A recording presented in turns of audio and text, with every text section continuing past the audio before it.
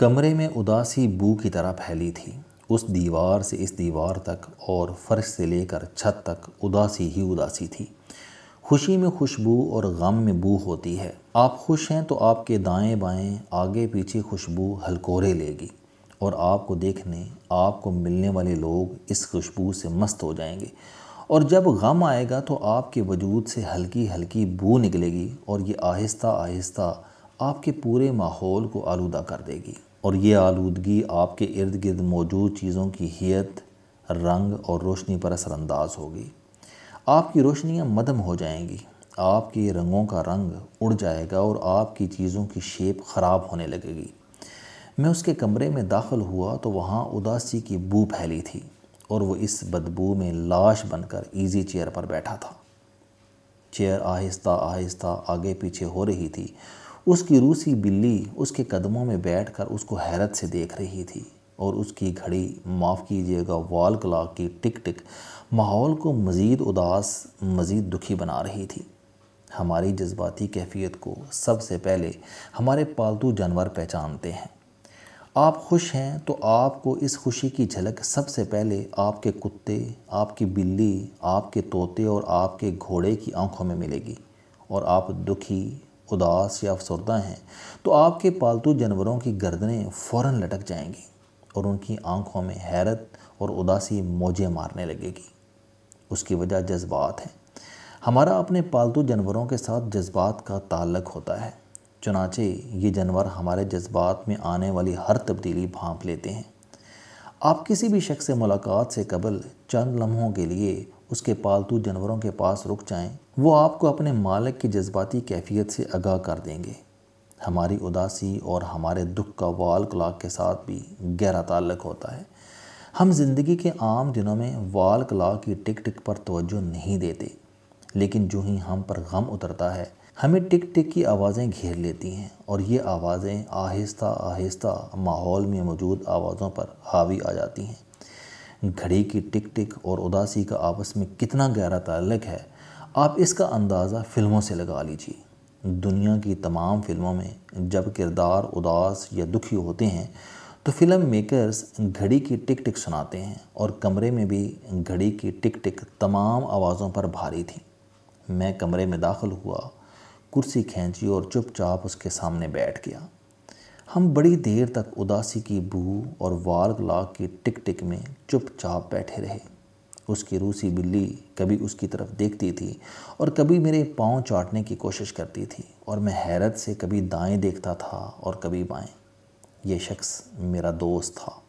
یہ ملک کا نامور تخلیق کار تھا۔ اس کی نظمیں، اس کے افسانے، اس کے کالم اور اس کے ڈرامے ملک کے لاکھوں لوگوں کی ذہنی غذا تھے۔ یہ جذبوں کو لفظ دینے کا ماہر تھا۔ لوگوں کی زبانیں جب بات کرتے کرتے تھک جاتی تھیں تو اس کے فقرے، اس کی تحریر آگے بڑھ کر اس کے ابلاغ کی انگلی پکڑ لیتی تھی۔ یہ انسان کے چھوٹے جذبوں اور گونگے احساسات کا ترجمان تھا۔ یہ انسان کے ٹوٹتے ارادوں کی خاموشی تک محسوس کر لیتا تھا۔ انہیں بعد ازاں آواز دے دیتا تھا، لیکن پھر یہ خاموش ہو گیا۔ اس کی نظمیں، اس کے افسانے اور اس کے ڈرامے، اس کی ہدایت کاری چپ ہو گئی، اور یہ گھر کے ایک کمرے تک محصور ہو کر رہ گیا۔ ڈاکٹر آتے رہے، ڈاکٹر جاتے رہے، دوائیں آتی رہیں اور خرچ ہوتی رہیں، بیوی بچے اپنا اپنا زور لگا کر تھک گئے، لیکن اس کی اداسی، اس کی چپ کی برف نہ پگھلی، یہاں تک کہ اس کی بیوی نے مجھے فون کیا اور میں اس کے کمرے میں اترنے پر مجبور ہو گیا۔ وہ کمرہ کمرہ نہیں تھا، وہ زندہ انسان کی زندہ قبر تھی، اور وہ اس قبر کے ایک کونے میں ایزی چیئر پر پڑا تھا۔ ہم بڑی دیر تک چپ بیٹھے رہے، یہاں تک کہ اس نے بولنا شروع کر دیا۔ انسان کی موجودگی دنیا کی سب سے بڑی دوا ہوتی ہے۔ انسان جب بیمار کے سرہانے بیٹھ جاتا ہے تو بیمار کا حال اچھا ہونے لگتا ہے۔ یہی وجہ ہے دنیا کے تمام مذاہب نے عیادت کا حکم دے رکھا ہے۔ آپ کسی چپ مریض کے پاس بیٹھ جائیں، وہ چند لمحے بعد بولنا شروع کر دے گا، اور اس نے بھی یہی کیا، مگر اس کی آواز صدیوں پرانی غار سے آ رہی تھی۔ مجھے اس آواز میں بند غار کی پھپھوندی کی بو تک محسوس ہو رہی تھی۔ وہ بولا، میں نے 20 سال انتظار کیا۔ یہ انتظار روز دروازے کی دستک بن کر میرا کواڑ بجاتا تھا۔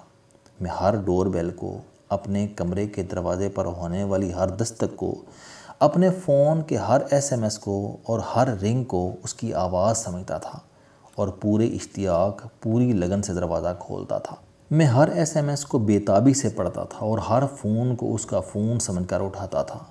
میں ہر آہٹ کو اس کے قدموں کی آواز اور ہر ہیلو کو اس کا ہیلو سمجھتا تھا۔ مجھے ہر پیلا دوپٹہ اس کا دوپٹہ، ہر گلابی سویٹر اس کا سویٹر، ہر آہستہ آہستہ پھیلنے والی خوشبو اس کی خوشبو اور ہر دوسرا تیسرا چہرہ اس کا چہرہ لگتا تھا۔ میں کافی کے ہر کپ میں اس کی انگلیوں کی مٹھاس تلاش کرتا تھا اور چنار کے ہر گرتے پتے کو اس کے پاؤں کی چاپ سمجھ کر چونک اٹھتا تھا۔ مجھے فائز کی ہر چٹکتی چنگاری اس کی سرگوشی محسوس ہوتی تھی۔ مجھے پہاڑوں پر گرتی ہوئی برف میں اس کے سانسوں کی گرمی محسوس ہوتی تھی۔ میں ٹرین کی سیٹی اور چھک چھک میں اسے محسوس کرتا تھا۔ میں ایئرپورٹس پر، جہاز کے اندر موجود مسافروں میں، ڈیوٹی فری شاپس اور ٹرانزٹ ہالز کے ریسٹورانوں میں اسے تلاش کرتا تھا۔ مجھے خطوں کے انبار میں دبے کسی ایسے خط کا انتظار تھا جو کھلے اور کھلتے ہی اس کی آمد کا پیغام دے دے۔ میں گیندے کے پھولوں کے موسم میں اسے تلاش کرتا تھا اور گلاب کی جھاڑیوں کے قریب بیٹھ کر اس کی باتیں، اس کے کہہ کے یاد کرتا تھا۔ مجھے دیوسائی کی جھیلوں میں اس کے پاؤں کا عکس نظر آتا تھا اور میں ہر سال اس کی یاد منانے کے لیے شکر، شنگریلا، پیرس اور کیپری جاتا تھا اور گھنٹوں جھیلوں، دریاؤں اور آبشار کے پاس بیٹھا رہتا تھا۔ میں نے اس کی پسند کی ایک ایک فلم سینکڑوں بار دیکھی اور اس کی پسند کے گیت ہزاروں بار سنے۔ میرا دل کہتا تھا کہ کوئی ایک دن اسے واپس لے کر آئے گا اور اس کی واپسی میری زندگی کے ٹوٹے ہوئے دھاگے پر دوبارہ گرا لگا دے گی۔ زندگی کا پل دوبارہ بن جائے گا اور میرے جذبے اس پل پر چھوٹے بچوں کی طرح چھلانگیں لگائیں گے۔ وہ رکا، لمبی سانس لی اور دوبارہ گویا ہوا۔ میں 20 سال تک اس کا انتظار کرتا رہا۔ یہ انتظار جنون بن گیا اور مجھے اس جنون میں ٹی وی کے ہر اشتہار میں وہی نظر آتی تھی۔ انتظار تخلیق کی کھاد ہوتا ہے۔ یہ تخلیق کاروں کی تخلیق کی کھیتیاں لہلہاتا ہے۔ میری تخلیق بھی اس کے انتظار کی دین تھی۔ میرا انتظار میری کل تخلیق تھا۔ میں نے اس انتظار کی انگلی پکڑ کر سینکڑوں نظمیں، درجنوں افسانے، 20 ڈرامے لکھے۔ یہ انتظار میری گفتگو کی گہرائی بھی تھا۔ یہ میری ذات، میری شخصیت کی کل عمارت بھی۔ میں سر سے پیر تک اور کام سے آرام تک انتظار تھا اور اس انتظار نے مجھے ایئرپورٹ کی آمد و رفت کا بورڈ، ٹرین آنے سے پہلے کی بے چینی اور چائے کی پتیلی میں ابال جیسی افراتفری بنا دیا تھا۔ میرے کان، میری آنکھیں، میرا لمس اور میرے ذائقے سب انتظار میں ڈھل چکے تھے۔ لیکن پھر اچانک اس نے ایک لمبی اور ٹھنڈی سانس بھری۔ لیکن پھر پچھلے مہینے یہ انتظار ختم ہو گیا۔ میری ڈور بیل بجی، میرے دروازے پر دستک ہوئی اور وہ میرے دروازے پر کھڑی تھی، میں جس کا 20 سال سے انتظار کر رہا تھا۔ میرے دروازے پر کھڑی عورت صرف عورت نہیں تھی، وہ میرے انتظار کی نعش تھی۔ براؤن بال سفید ہو چکے تھے، اس کے موتیوں جیسے دانتوں پر وقت کی بدبودار پلاہٹ اتر چکی تھی۔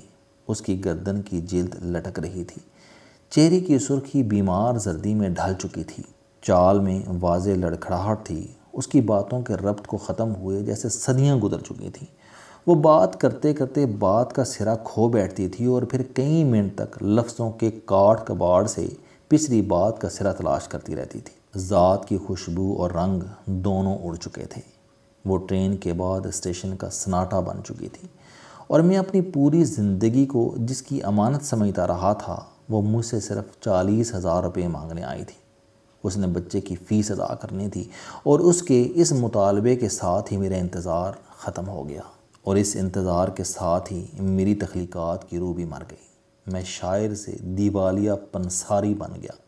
اس نے لمبی آہ بھری اور پھوٹ پھوٹ کر رونے لگا۔ اس کی بلی نے انگڑائی لی، گردن اوپر اٹھائی اور لمبی کرلاہٹ بھری۔ میں نے زندگی میں پہلی بار کسی بلی کو انسان کی طرح کرلاتے دیکھا تھا۔ السلام علیکم دوستو، علم دوستی چینل بنانے کا مقصد موٹیویشنل اور زندگی بدل دینے والی کہانیاں آپ تک پہنچانا ہے۔ مجھے خوشی ہے کہ آپ احباب کو یہ ویڈیوز بہت پسند آ رہی ہیں۔ کوئی بھی شخص جو مایوسیوں میں گھرا ہو یا کوئی بھی شخص جو اپنی زندگی مثبت انداز سے گزارنا چاہتا ہے، اس کے لیے یہ چینل لائف چینجنگ ثابت ہوگا۔ میرا دعویٰ ہے کہ کوئی بھی شخص اگر اس چینل کی ویڈیوز دیکھ اور سن لے گا تو اس کی زندگی بدل جائے گی۔ اگر آپ کو یہ چینل پسند آئے تو اسے سبسکرائب کرنا نہ بھولیں تاکہ ہر نئی آنے والی ویڈیو آپ تک پہنچ سکے۔ اس ویڈیو کو دوسروں تک ضرور پہنچائیں کیونکہ یہ صدقہ جاریہ ہے۔